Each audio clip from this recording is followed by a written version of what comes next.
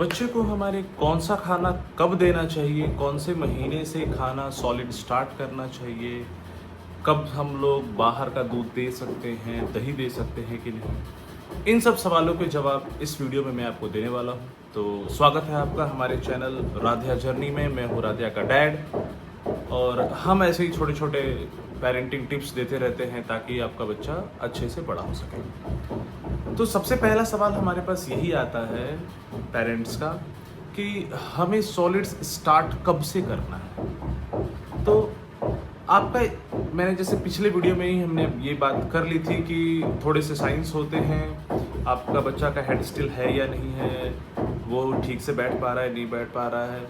तो इसके बाद आप अप्रॉक्सीमेटली 6 मंथ से खाना देना चालू कर सकते हैं सॉलिड। तो हमें सबसे पहले खाना क्या देना चाहिए, ये दूसरा सवाल आता है।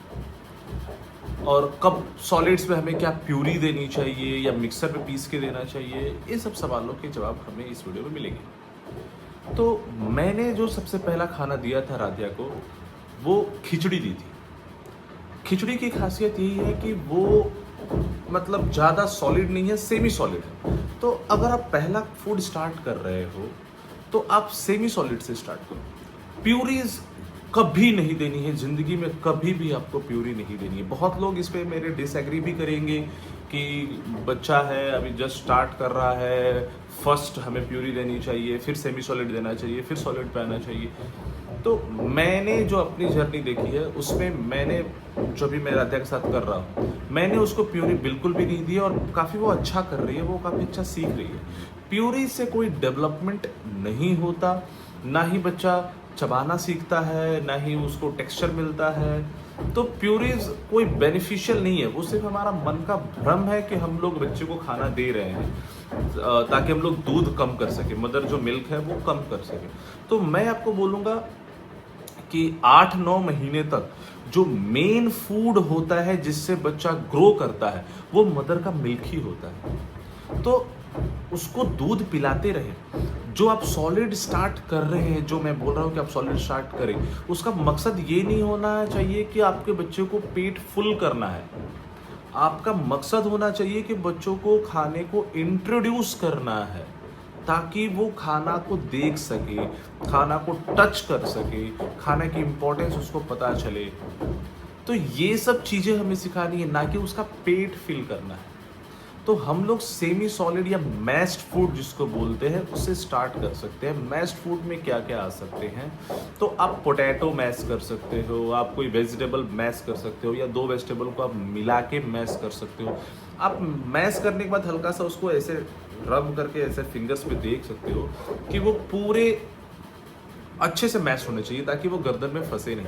अगर आपका फूड जो है प्रॉपर मैश्ड है तो कोई टेंशन नहीं है, वो चोकिंग नहीं होगी, बच्चे की चोकिंग नहीं होगी। चोकिंग कब होती है, जब फूड सॉलिड होता है, वो ऐसे टूटता नहीं है, तो गर्दन में जाके ऐसा फंसने के चांसेस होते हैं। सेमी सॉलिड फ्लूइड्स कभी फंसते नहीं हैं। तो आप आराम से उसको सेमी सॉलिड से स्टार्ट कर सकते हो।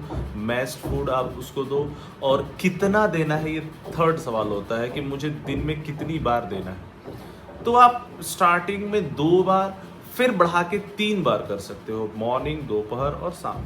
ज़्यादा रात में नहीं देना है। कभी भी आप नया फूड स्टार्ट कर रहे हो तो उसको कोशिश करो कि आप मॉर्निंग में ही दो, ताकि अगर वो फूड बच्चों को एलर्जिक हो रहा है या उससे ब्लोटिंग हो रही है या फिर गैस टाइप की प्रॉब्लम्स हो रही हैं, तो आप उसको वॉच कर सको, देख सको, आपके पास टाइम हो।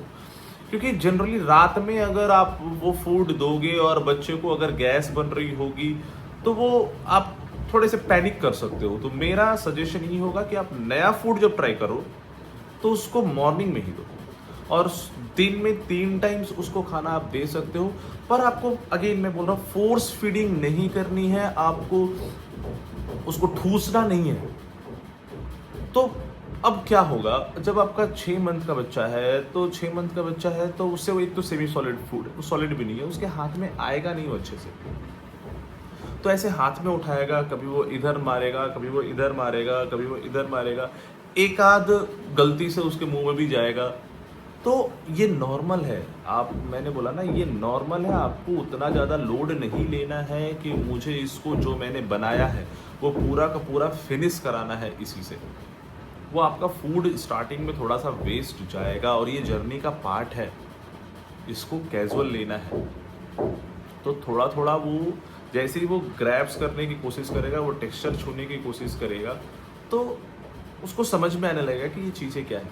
आप उसको फीड भी कर सकते हो, पर फीड करने के लिए मैंने हमेशा से बोला है कि जब आप फीड करो तो आप सिर्फ यहाँ तक मुंह के पास लाओ। अगर वो मुंह खोलता है, खुद से मुंह खोलता है, तो उसके मुंह में रख दो। और जैसे ही मैं यहाँ पे खाना के ला रहा हूँ और वो इधर मुंह कर रहा है, इधर मुंह कर रहा है, उसको खाने में इंटरेस्ट नहीं आ रहा है, तो उस समय के लिए रहने दो, आपका हो गया खाना, नेक्स्ट टाइम आप ट्राई करना। तो ये चीज़ें आपको करनी है। और स्टार्टिंग में आप, जैसे मैंने बोला कि आप मैश फूड्स ही दें। मैश फूड्स में कुछ भी आ सकते हैं, कोई भी वेजिटेबल आ सकता है। आप फ्रूट को भी बॉयल करके मैश कर सकते हैं। तो ये सब चीज़ें आप कर सकते हैं। फिर उसके बाद जैसे ही 7 मंथ का बच्चा होने लगेगा तो आप उसको फिंगर फूड्स भी दे सकते हैं। फिंगर फूड्स जो है उसकी रेसिपीज़ मैंने बहुत सारे यूट्यूब पे डाल रखी है। जो 7 मंथ से मैंने राधिया को फिंगर फूड दिया था, वो सारी रेसिपीज़ मैंने छोटे छोटे करके अपने YouTube पे डाल रखी है, मेरे Instagram पे भी डाल रखी है। अगर आपको और डिटेल रेसिपी चाहिए तो मुझे आप इस पे कमेंट कर सकते हैं, बता सकते हैं। और किस तरह का वीडियोस आप चाह रहे हैं मेरे से, आप कमेंट में हमें लिख सकते हैं। मैं आपको वो वीडियोस पूरी डिटेल में बताने की कोशिश करूँगा। तो अपना काम यही है कि हम लोग मिलके एक अच्छा बेबी को रेज करें जो स्क्रीन से दूर रहे और स्ट्रॉन्ग एंड इंडिपेंडेंट बने। तो मिलते हैं फिर नेक्स्ट वीडियो में। तब तक के लिए बाय बाय, थैंक यू। और हमारा चैनल सब्सक्राइब करना ना भूलें अगर आप हमारे चैनल में पहली बार हैं तो। Thank you.